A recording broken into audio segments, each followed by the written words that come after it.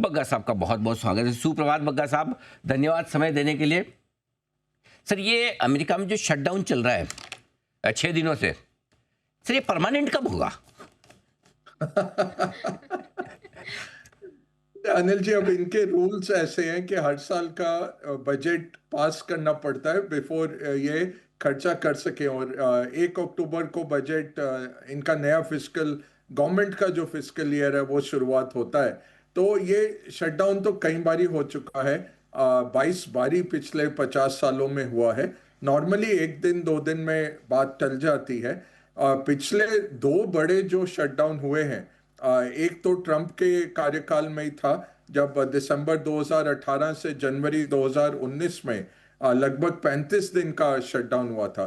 But मजे की बात यह है अनिल जी, S&P 500 10% बढ़ गया था उन 35 दिनों में। और फिर उसके बाद जो सबसे बड़ा पड़ाव आता है क्लिंटन के टाइम का, 1996 का 22 दिन का, उसमें 0% जरूर था। और फिर तीसरा आता है ओबामा के टाइम का, जब वो ओबामा केयर मेडिकेड वगैरह लेके आए थे, तब रिपब्लिकन्स ने कांग्रेस में ये शटडाउन किया था। तब भी 3% बढ़ गया था 16 दिन में। 3% S&P 500 बढ़ गया था। औसतन पिछले 50 सालों में 55% में 55% टाइम्स में S&P 500 ऊपर जाता है। बट 88% अगले 12 महीने में बढ़ जाता है, क्योंकि जो तनख्वाहें नहीं जाती हैं, जो ट्रैवल बंद हो जाता है, जो रोजमर्रा की चीजें बंद होती हैं थोड़ी, वो एकदम से लौट के आती हैं तेजी से। तो अगले 12 महीने S&P 500 काफी अच्छा रहता है। बट ट्रंप के कार्यकाल में 2 शटडाउन हो चुके हैं। एक हुआ था 1 दिन का, एक 35 दिन का। दोनों टाइम पे S&P 500 बढ़ा था। और अभी भी लग रहा है कि यूएस मार्केट की यही राय है कि हम गिरने नहीं देंगे और झुकेंगे नहीं, और बढ़ते ही जाएंगे। हम्म, तो ये है आपके लिए अमेरिका में शटडाउन। सर ये तो अच्छा, इस पे और भी सवाल है, मैं थोड़ी देर में आपसे पूछता भी हूँ। लेकिन इस बीच बाजार डे हाई पर आए हैं, बढ़िया है। एक चीज़ और डे हाई से याद आया, अमेरिका के बाजार तो लाइफ हाई पे हैं। हाँ। सर ये शटडाउन होने पे से लाइफ हाई पे जाते हैं अमेरिकी बाजार, मतलब जिस देश में शटडाउन हो उसके बाजार बढ़ने चाहिए? नहीं अनिल जी, देखिए, डिस्क्रिशनरी स्पेंडिंग और खर्चा कम होता है, नॉर्मली तो गिरने चाहिए। बट क्या होता है, मार्केट यही कह रहा है कि शटडाउन नहीं है, ओपन अप हो जाएगा। तो ये मानता नहीं है मार्केट के होगा, क्योंकि जैसे मैंने कहा 22 बारी हो चुका है और ज्यादातर 1 दिन का रहता है। तो सब यही देखते हैं कि पॉलिटिकल नॉइज है, कोई सिग्नल नहीं है इसमें, ना कोई फंडामेंटल तब्दीली है। तो मार्केट ये सोच के चल रहा है अनिल जी। बट अगर आप इकोनॉमिस्ट की राय लें, तो हर हफ्ते का शटडाउन 0.1 से 0.2% यूएस का जीडीपी गिराता है। तो अगर ये एक क्वार्टर रह जाता है, जैसे 12 हफ्ते रह जाता है, 1% जीडीपी गिर सकता है।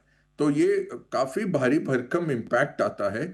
अभी ये है कि मार्केट बोल रहा है ये सब थिएटर है, ये सब ड्रामा चल रहा है, आपस में पीछे से तो मिले हुए हैं, सब हाथ मिला लेंगे थोड़ा बहुत पोस्टरिंग करके अपने पॉलिटिकल कॉन्स्टिट्युएंसीज के लिए। तो मार्केट का जो कॉन्सेंसस है अनिल जी, कि ये स्थायी तौर पे नहीं है, इसलिए इसको थिएटर देखा जाता है और इसको रियलिटी नहीं देखा जाता। मगर साहब क्या हो रहा है ऐसा अमेरिकी बाजार में? लगातार 5-6 दिनों से S&P 500 लाइफ हाई बना रहा है, मतलब इस साल 32 बार लाइफ हाई बना चुका है, मतलब रुक ही नहीं रहे। इतनी तेजी, कोई खास वजह सर? तीन तीन चीजें हैं अनिल जी। एक तो सबसे बड़ा तो इनका मैग्निफिसेंट सेवन, जो आर्टिफिशियल इंटेलिजेंस के चलते, और ये अनप्रेसिडेंटेड कैपेक्स आ रहा है। और कैपेक्स केवल सेमीकंडक्टर चिप्स पे नहीं है, डेटा सेंटर लगाने में तो उसके लिए पावर चाहिए। पावर चाहिए तो पावर प्लांट चाहिए, ट्रांसमिशन चाहिए, और नौकरियां लग रही हैं उसके कारण। तो एक तो वो है सबसे बड़ी चीज मार्केट्स के लिए, आर्टिफिशियल इंटेलिजेंस का हैवी लिफ्टिंग है।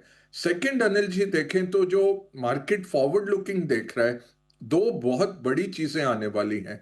ट्रंप का जो बिग ब्यूटीफुल बिल था, अब उन्होंने उसका नाम ड्रॉप कर दिया कि वो नाम अच्छा नहीं लग रहा, बिग बोल्ड ब्यूटीफुल बिल। तो बट जो टैक्स रिफॉर्म का बिल है, उसमें दो चीजें आ रही हैं अनिल जी। एक तो बहुत बड़े तौर पे डीरेगुलेशन आ रहा है, तो कंपनियों को छूट दी जा रही है बिजनेस करने के लिए।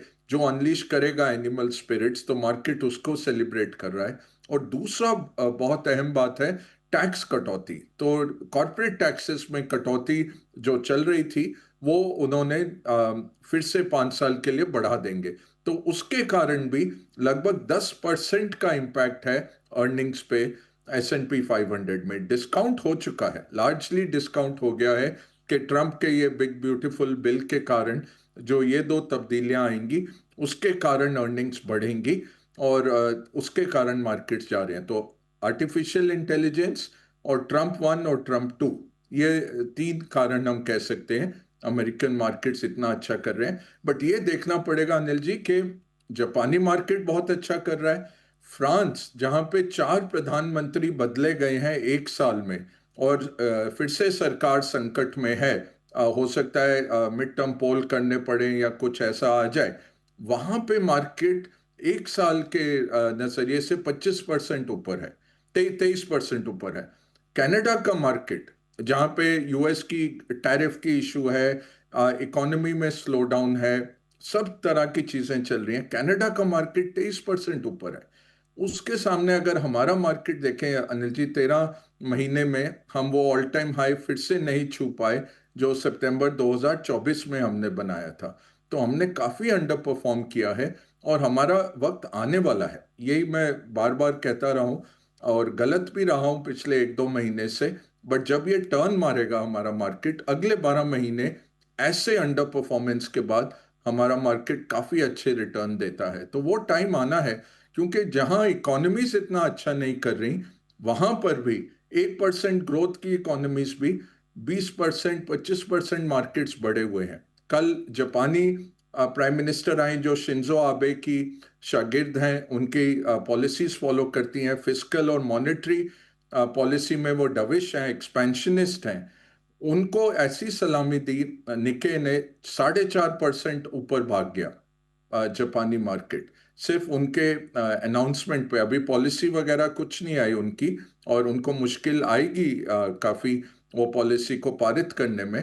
बट मार्केट ने आगे देखा कि चलो शिंसो आबे एक फिर से लौट रहे हैं और उनकी पॉलिसीज लौट रही हैं, उसके चलते 4% जापानी मार्केट भाग गया। तो हमारे यहाँ भी आएगा, टाइम लगा है जरूर, बट वो टर्न जरूर भारतीय मार्केट्स में आना चाहिए अनिल जी। भगत साहब, ये कहीं रुकेगा कि नहीं, क्या लगता है सर आपको? ये बहुत ही सरप्राइजिंग है अनिल जी, बट अभी शॉर्ट स्क्वीज है, गोल्ड और सिल्वर दोनों में हेज फंड्स के शॉर्ट्स बहुत कैच हो गए हैं। तो मुझे लगता है यहाँ से थोड़ा और बढ़ेगा।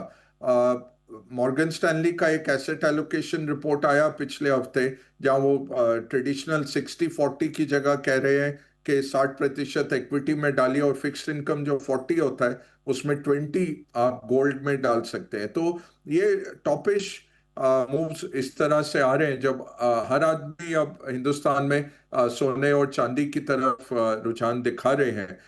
तो ये सिटाडेल के केन ग्रिफिन की भी कल मैं एक इंटरव्यू देख रहा था, वो भी यही कह रहे थे कि बहुत ज्यादा सोना बढ़ गया है। बट जो फंडामेंटल्स हैं सोने के पीछे, सेंट्रल बैंक बाइंग, निवेशक बहुत इसके तरफ रुझान दिखा रहे हैं, स्पेशली जो रिटर्न्स दिए हैं उसके कारण अब लेट मूव्स बहुत आ रहे हैं। जो लेट कैपिटल होता है वो भी उठ के सोने में आ रहा है। डिमांड बहुत है, सप्लाई इतनी है नहीं, तो उसके चलते ये जारी भी रह सकता है। बट जैसे आज सवेरे भी आप एडिटर्स टेक में कह रहे थे, बहुत मुश्किल हो गया अभी कहना, इतना तेजी से बढ़ा है सोना भी चांदी भी, कि यहाँ से अब खरीदें या बेचें ये बहुत मुश्किल हो गया। जो भी टिप्पणी दे भी रहे हैं वो गलत ही साबित होंगे दोनों तरफ।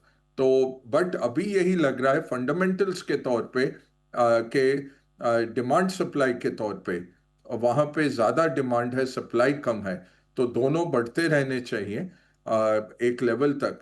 बट एक चीज निकलेगी कि काफी हेज फंड्स जो शॉर्ट थे उनके लॉसेस आएंगे, आपको वो निकल के आएगा अगले हो सकता है 1 आध महीने में हमें नाम भी सार्वजनिक होने लग जाएं। काफी लोग जो शॉर्ट थे उनको बहुत बड़ा एक स्क्वीज हुआ है, स्पेशली सिल्वर मार्केट में। आप देखें, मैं एक पुराने मेरे कस्टमर थे, अल्ट्रा HNI हैं, वो कह रहे थे कि चांदी अभी मिल ही नहीं रहा है मार्केट में। तो फिजिकल डिलीवरी के लिए, और जो काम करते हैं 10 किलो सोने में, उनको वो 10 किलो का नहीं मिल रहा है सोना फिजिकल। तो फिजिकल कम हो गया, ये यही दर्शा रहा है कि डिमांड बहुत ज़्यादा है। तो जितना ट्रेडिंग हो रहा है उतना तो कहीं भी सोना या चांदी नहीं होता है, वैसे ही होता है, हमारा ट्रेडिंग ज़्यादा रहता है।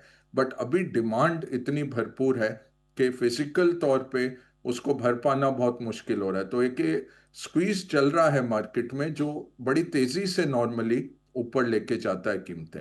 मगर साहब फिर से लोगों को थोड़ी चर्चा में आ रहा है कि शायद दिवाली के बाद नवंबर की शुरुआत में कहीं न कहीं टैरिफ वाली हमारी जो समस्या चल रही है उसको लेकर कोई बातचीत आगे सॉलिड तरीके से बढ़ती हुई दिखी है। कोई खास अपडेट सर जो देना चाहेंगे आप कि किस तरफ किस डायरेक्शन में हैं हम?